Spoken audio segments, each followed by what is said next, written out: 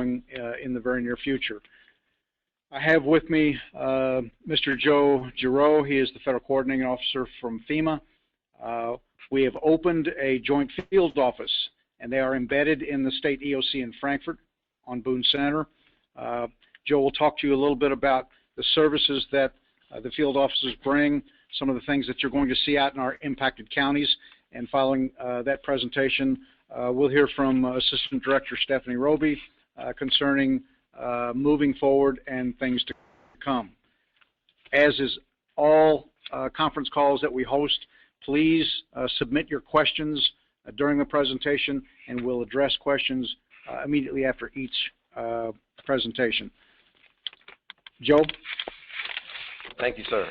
Good afternoon. Again, I am Joe Giroux, the FEMA Federal Coordinating Officer for both of the Kentucky declared disasters 4216 and 4217. We are here in the great Commonwealth of Kentucky to work together to bring our programs, which I will discuss this afternoon. In reference to disaster 4216, what I'll touch on that one is that it was for public assistance only.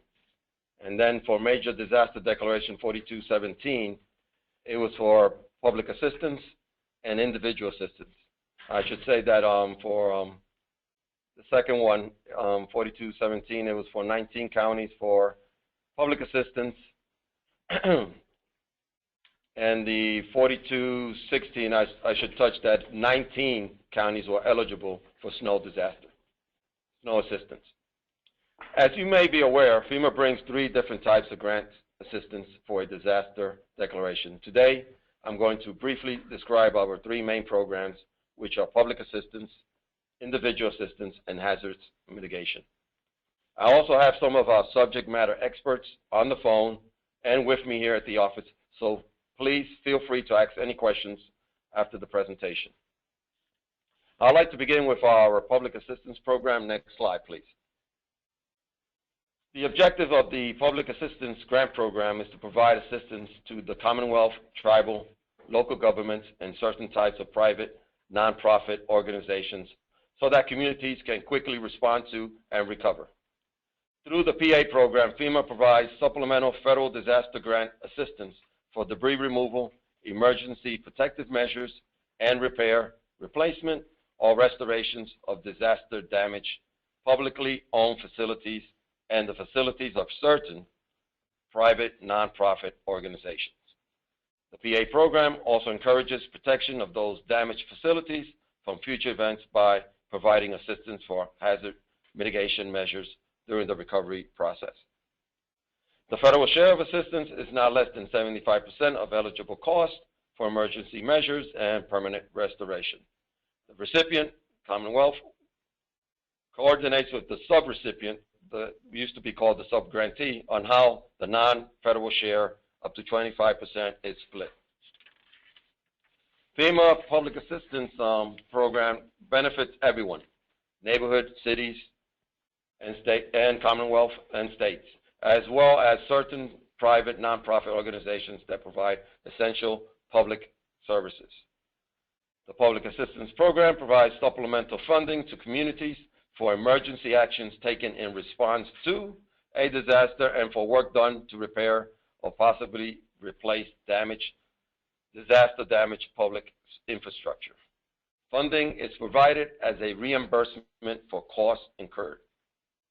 Teams of federal and Commonwealth PA specialists will work with local officials responsible for public works, facility maintenance, and other infrastructure to determine which projects are eligible for under the PA program.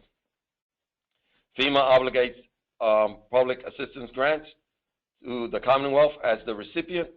The Commonwealth, in turn, provides funding to its applicants, the sub-recipients, after thorough project verification process.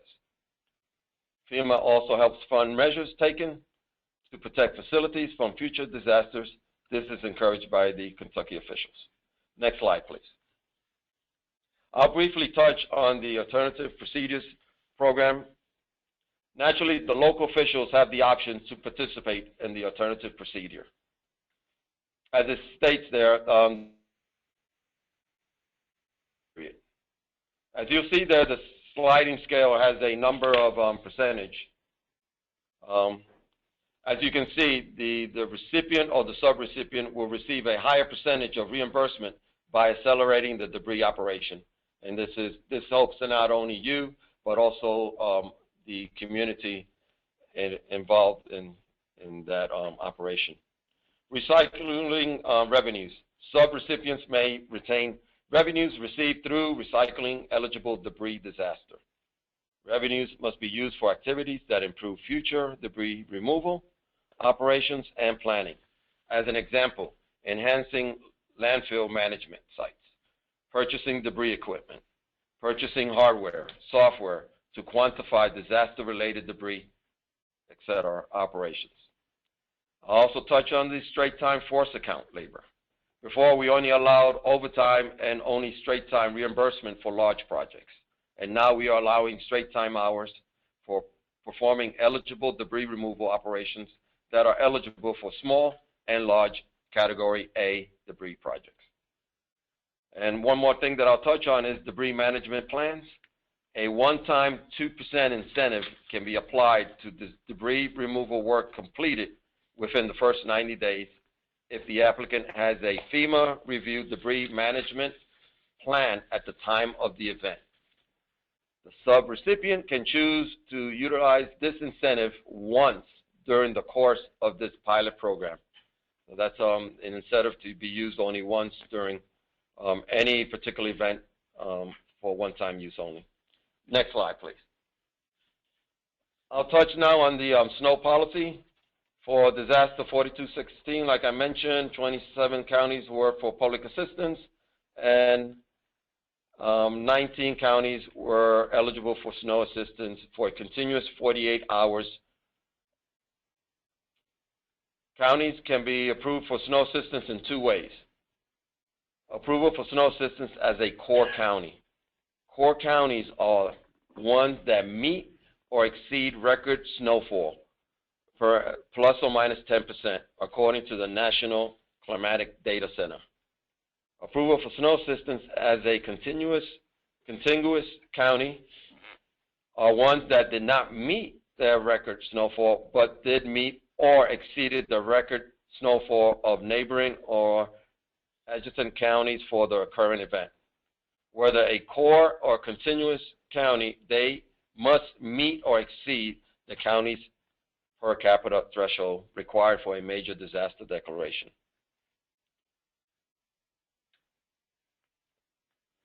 Again, I'll just go through the categories here. Category A is debris removal. Category B, emergency protective measures.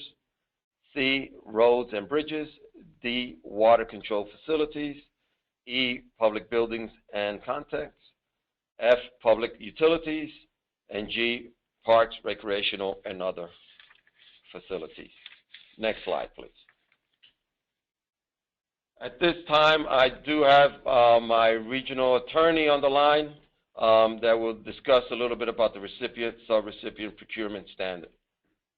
Rita, are you on the line? Can everybody hear me? Yes. You can hear me. Great. My name is Rita Sisplin. I'm a deployable field counsel for FEMA. And I want to talk to you all a minute about the federal procurement regulations, which are required in order for you to be reimbursed for the work that you do. As you'll see in the first bullet, FEMA can only reimburse you for work performed under a contract that has met the procurement standards of the federal government. And what's important, especially for those of you who have been through FEMA-declared disasters in the past, is that there are new federal requirements for procurements under grants as of December 26th of last year. So many of us at FEMA are just getting familiar with them. Previously, there was one set of standards for states, commonwealths, and local governments, and a different standard for hospitals and private nonprofits. Under the new standards, they're basically uniform with a few exceptions. And that most of the basic procurement principles are the same, but some of the details are different. As you can see from the second bullet, When procuring property and services under a federal award, a Commonwealth can follow its same policies and procedures that it uses for non-federal funds.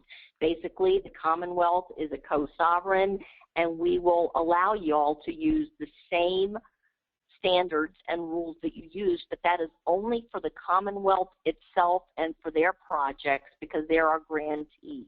And they do have to include certain provisions in their contracts, which I'll get to shortly. So for states, there's not that much of a difference, but they do have to comply currently with disposal provisions of the Solid Waste Disposal Act and with other provisions such as compliance with equal employment laws and similar to that. And I'll get a copy to all of you in the near future.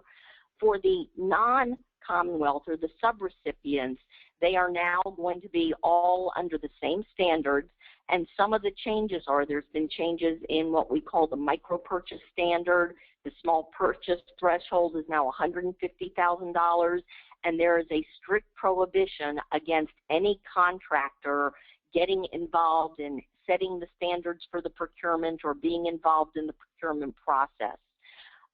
Because these standards are new, and as I said, even our FEMA and our CIMA PA people are getting used to them, FEMA's goal is compliance. We want you all to keep all the grant money that we can. It's kind of fun for a lawyer that my job is to make sure that I give away as much money as I can or help. And so FEMA's Office of Chief Counsel has set up what we call a Procurement Disaster Assistance Team, or PDAT. And they're available to come out and help you all. Just talk to Joe, to your FCO. We've been reviewing contracts and procurements for some of the other states. While we cannot give formal legal advice, we can point out things in the procurements or the contracts that may be an impediment to full reimbursement at a later time.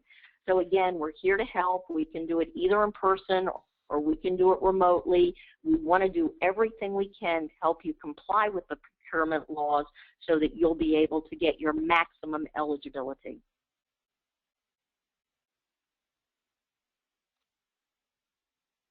Thank you, Rita. No problem. Okay, next slide, please. Okay, I'll continue with the briefing. I just want to briefly go over this and walk through the process here in reference to the public assistance process. So in the submittal process column, my guidance to my folks is we always work towards a yes to towards when we're filling out the project worksheet for whatever reimbursement the applicant is requesting. We will sit down with you during the applicant briefing. That is a Commonwealth meeting. The Commonwealth will determine and coordinate with the county tribal officials, determine the time and place of that applicant briefing. They'll briefly discuss how the system works, the application process. There's some requests for information and other forms that you will have to fill out. I will also have FEMA representation at those applicant briefings, and if needed, to answer any questions. I also have a team coming over to discuss the snow policy and the alternative procedure policy too, if you have any particular questions at that time during the applicant briefing. Again, we always encourage the applicant to submit the required documentation in a timely manner, because my job is to reimburse you as soon as possible so that you can continue your operation or pay those bills that you already have paid already. So we work hand in hand together in coordinating with the Commonwealth, my folks and your folks on the ground, and gathering these necessary documentation. And again, we're here to work together.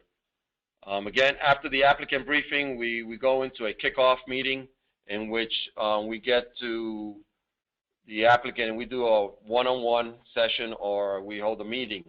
It could be either or combined. And there, the public assistance specialist we'll sit down with the applicant and explain in detail the, depending on what particular projects or facilities or anything that was destroyed that he is seeking or she is seeking reimbursement, and go into further details as to which documentation is required.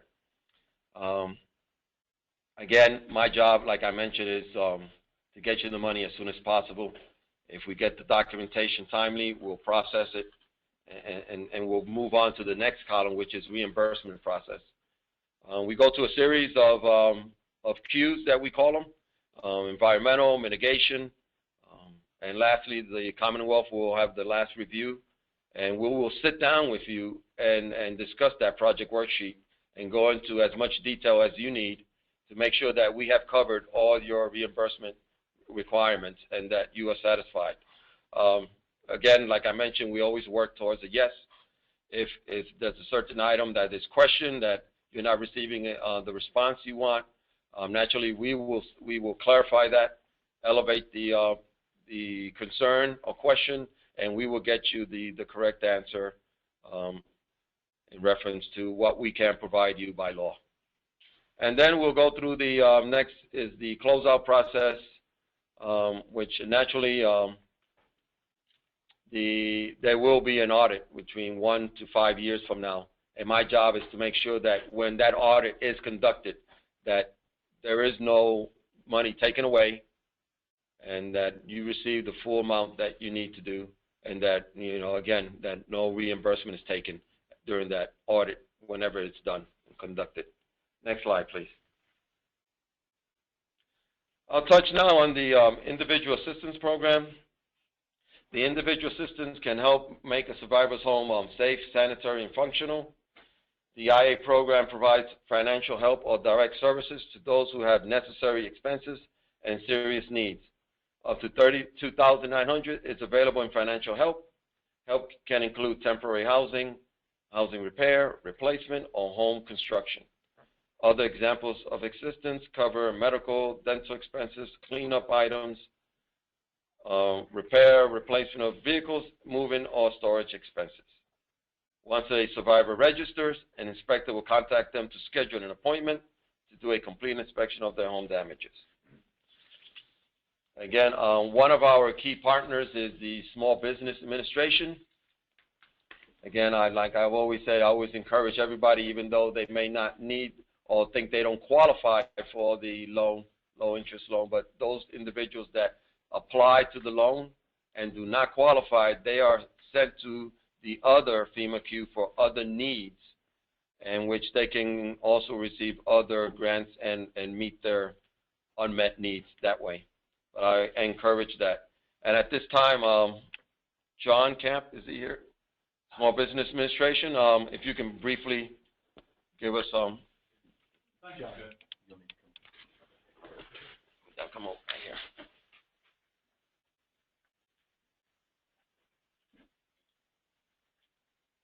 Thanks, Joe. My name's Jack Camp, and I'm a public affairs specialist with the Small Business Administration.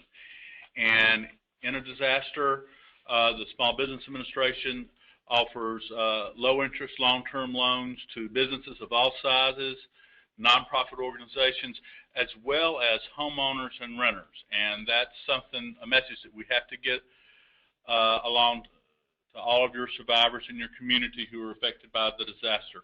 Many of the people who register with FEMA will be referred to the Small Business Administration for a loan. And if they are, they need to go ahead and apply for the loan, even if they don't think they can qualify for it, because if we can't make them a loan, then we're going to refer them back to FEMA, and they may get additional grant monies. But if they don't apply, we can't make that determination, and that portion of their assistance from FEMA will be cut off from them. So we're going to be here in the state. Wherever FEMA opens up a disaster recovery center, there will be folks from SBA available to help people apply online. They can also get assistance by calling our 800 number at 1-800-659-2955. I should touch let's see, let me tell you a little bit about the program. It's good. It's a great program. For homeowners, their interest rates are as low as 1.813%. Yes, it's under 2%. For nonprofit organizations, as low as 2.625%, and for businesses, as low as 4%. We can go up to 30 years. The loans are for up to 100% of their uninsured losses, up to $2 million for businesses. Homeowners can get $200,000 for their real estate and up to $40,000 for their personal property that they lost. And so, like I say, anyone in one of the 10 counties that were declared for individual assistance, we definitely encourage them to apply for the loans.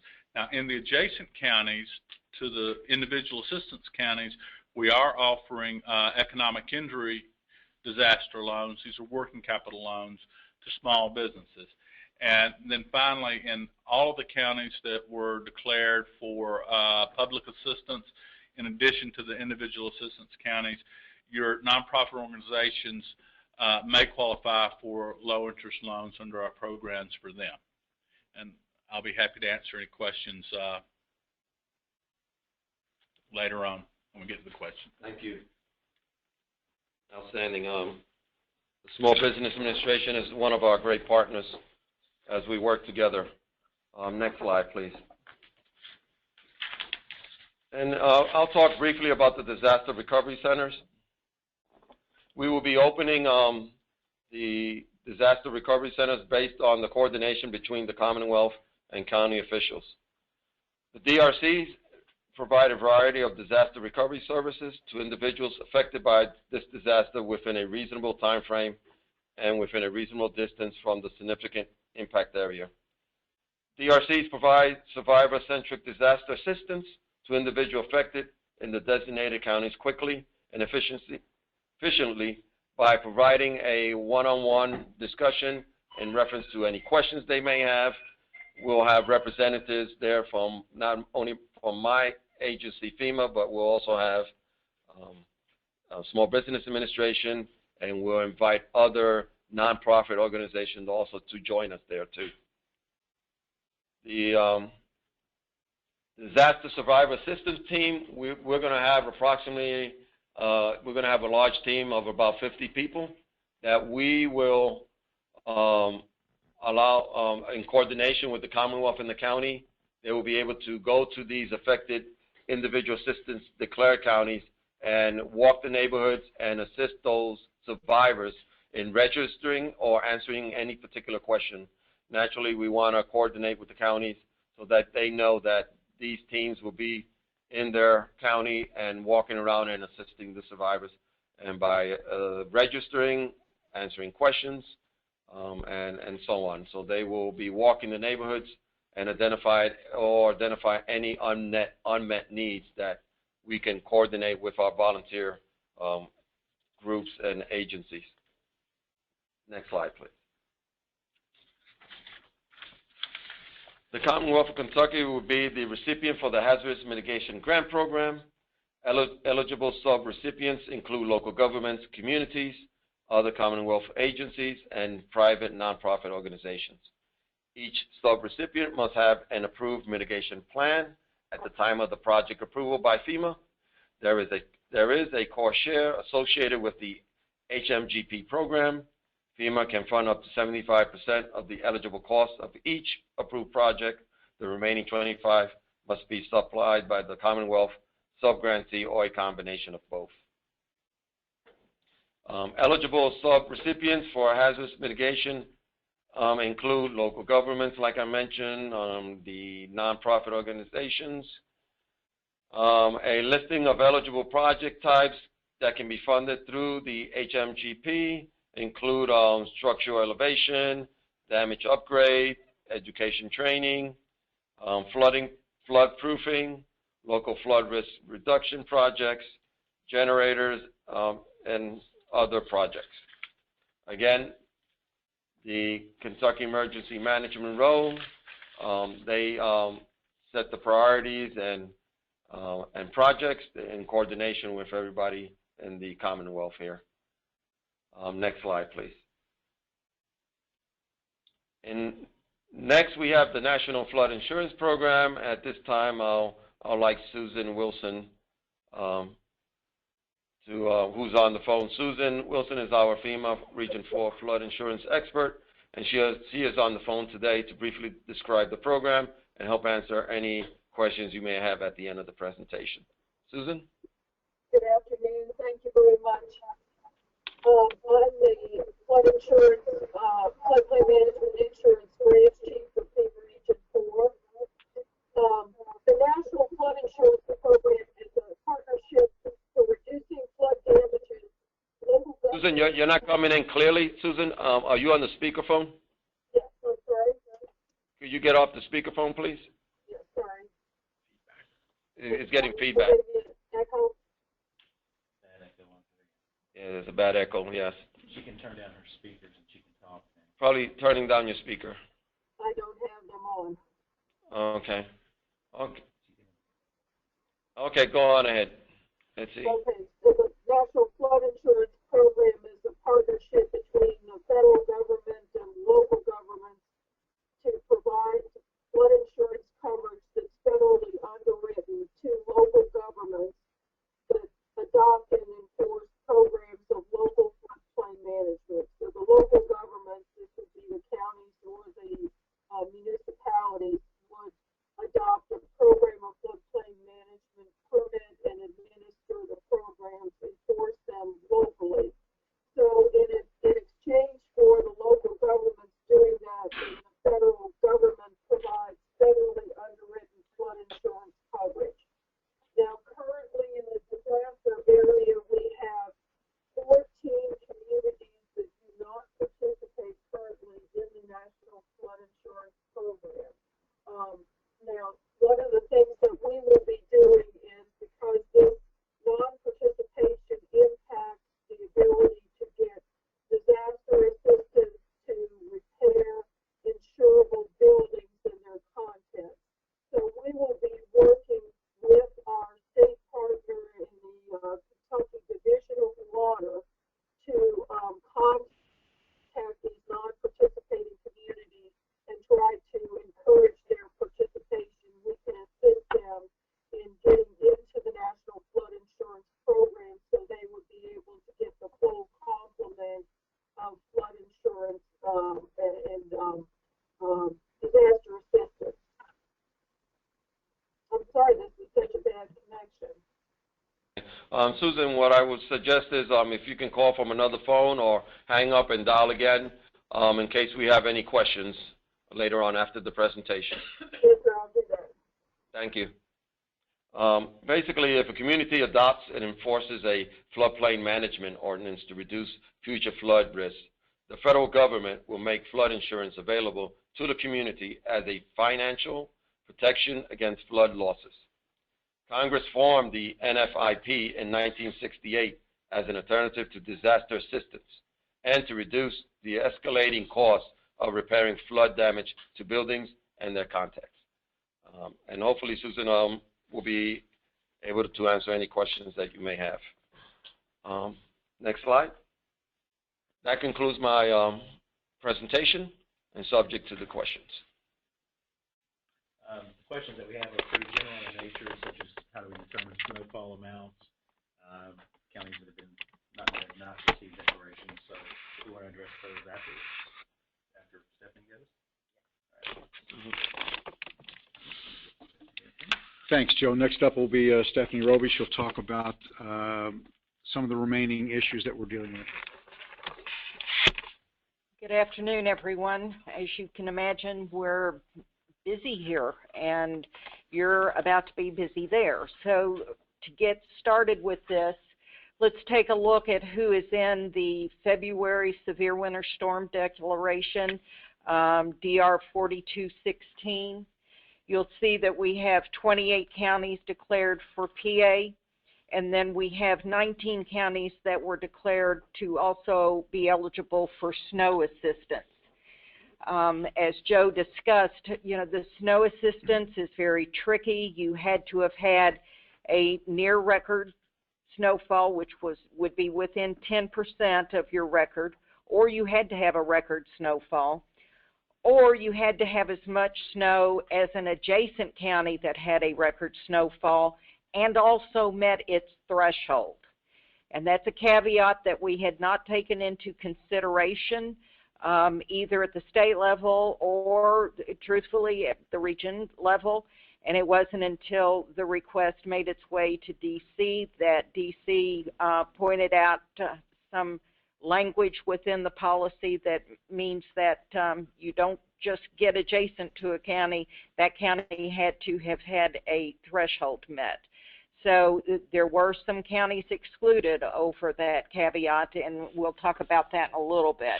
If you look at the map that we're putting up, you'll see how this plays out. And in essence, we had more counties excluded than we had included in the disaster. The ones that are in red, we asked for, and they were not declared. The ones in orange were given PA, and the ones in green were given PA and snow assistance.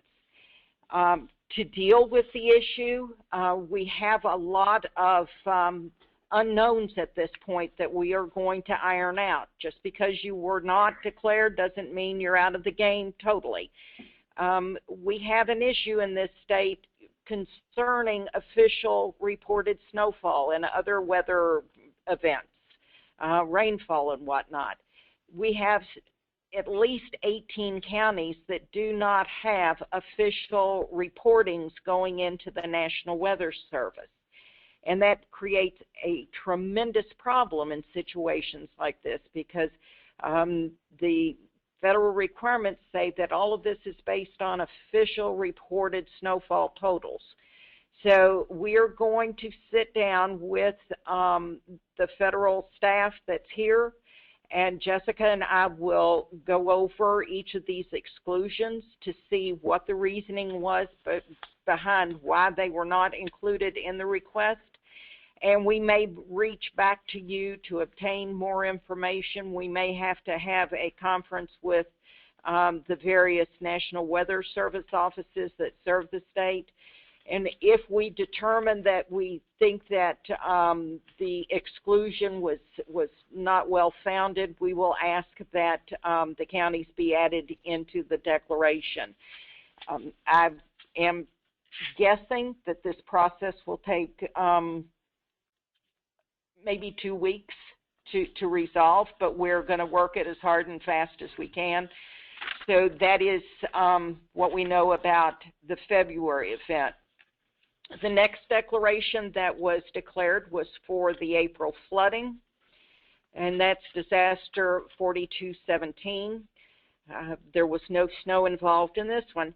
So you see it's very straightforward. The counties that were declared for public assistance are listed, and then we have 10 counties that were also declared for individual assistance. The map on the next slide shows where those counties are located. I will say to you that we rushed this request very rapidly because we had so many impacted citizens. We felt that it was important to get the declaration moving as quickly as possible. There were joint preliminary damage assessments being conducted while we were preparing the request. There have been assessments made after the request was submitted. So we know full well that we have additional counties that we have to give consideration to for inclusion. I would say to you that if you have not had a joint damage assessment for either of these disasters and you feel like you should have had an assessment, it's important that you contact your area manager right away and point out that you have not had an assessment. Make sure that we have your damage assessment forms that you're required to fill out, and we will move very quickly to rectify the situation. But time is of the essence. There's a very short window here for adding additional counties, and we can't do it if we don't know that you have needs. Next, as Joe pointed out, we are working very quickly to get disaster recovery centers open.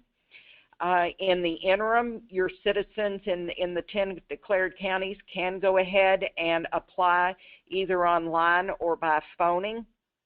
We've given you the information there. Get these sites up and running as quickly as possible. We have teams traveling the state today looking at potential sites.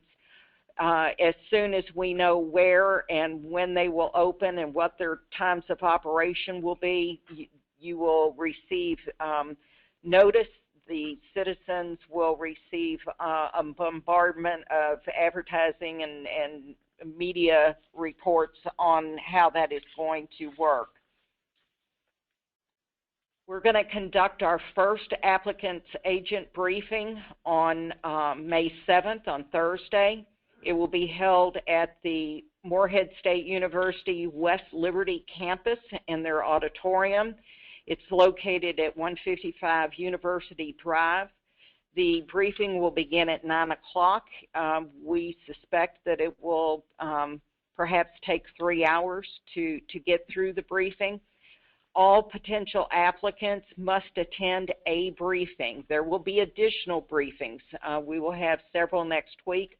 We're still working out the logistics on where exactly those will be held.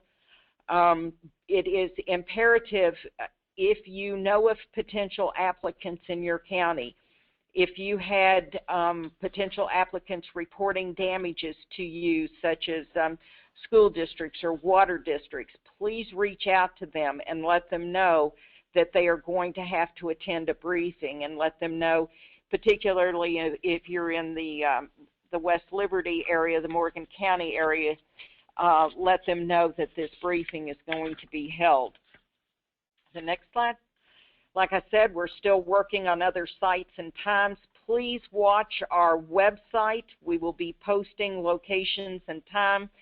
As soon as those new briefings have been identified, we will also be pushing out email notifications to the county emergency management directors and the judge executives.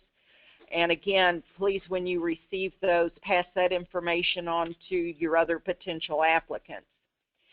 At the applicant briefing, one of the most important things that will occur is that we will ask for you to submit a request for public information form.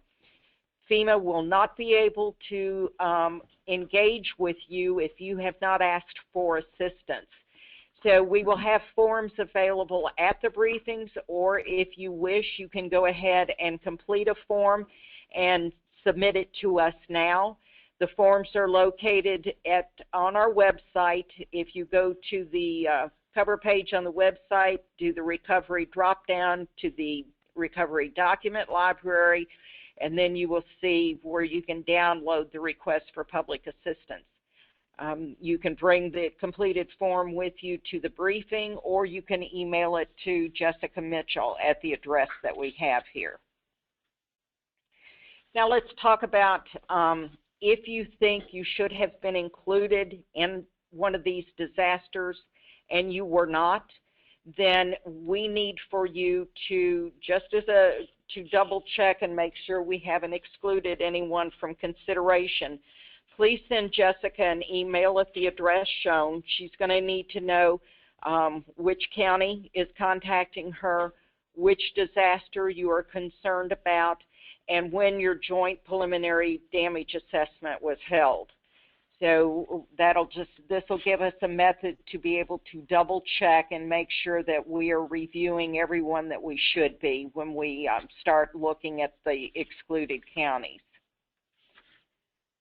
Now for the March severe winter storm request, that request was submitted by the governor to FEMA on April the 28th. It is still under review. And if you go to the next slide, you will see all of the counties that we requested public assistance for. It's a sizable list. And is there another slide? And the next slide shows those counties that we felt also should be considered for snow assistance. These slides will be posted to our website. I know we've been through all of this very, very rapidly today, but you'll be, after we conclude the call today, we will give us about half an hour, and these slides will be, they'll be up, and I'll also email it to them. and you, those of you who've registered, they'll also be emailed directly to you. So that's all I have. Thanks so much. Okay, let's take some questions. Doug? Okay.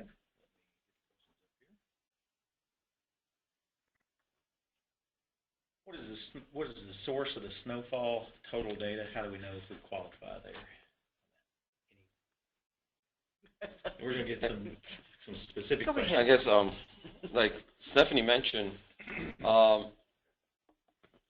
if the Applied Climate Information System or National Weather System, you know, they reflect the snowfall records and obtain the information to determine a record or near record snowfall. And that's how you obtain that from the same county or another county. Question from Jefferson County. Jefferson County says that we understand there are 14 to 15 FEMA representatives in our county going door to door. They don't know, FEMA does not, or I'm sorry, Jefferson County EMA does not know where they have been or where they're getting the addresses to visit. Are we aware? Can you address that? Yes, I can. Those individuals are housing inspectors. They are inspecting the homes of the survivors who have called in to make an appointment. Okay. I think a lot of the other questions have been addressed because they came in over the course. A lot of the questions are pertaining to why they weren't declared, and those are, if you had questions on those, address those to Jessica. So those are really the only questions that we have. Okay, but the key thing is, like Stephanie mentioned, if you want to be added to any of the disasters, it has to be within 30 days of the incident, of the declaration. 30 days of the declaration to get you added if you believe that you have all the information needed. You had a comment, but I think it's okay. Okay, folks, just some closing comments. As you heard from Joe and Stephanie, the end game here is we're going to do everything possible to get to yes. This requires transparency. In that light, I have asked Joe to establish his office in the EOC. They are embedded in our building. We have counterparts on every single lead. So we're going to be working this for an extended period of time. We will do everything possible to keep you advised both by call and by email. I intend on hosting this call at least once a week. If we have an issue that necessitates something on an emergency level, we'll do that. We're trying to keep you advised of who will be in your county to talk about the liaisons and the other avenues for appeal. So please bear with us. We ask for your patience. We have an extraordinary team on the ground to deliver the services and the resources that come with these declarations. We look forward to hopefully reconciling the third request sometime in the near future, and that will be included in this operation. Hearing none further, we'll talk with you soon. Thank you for your time today.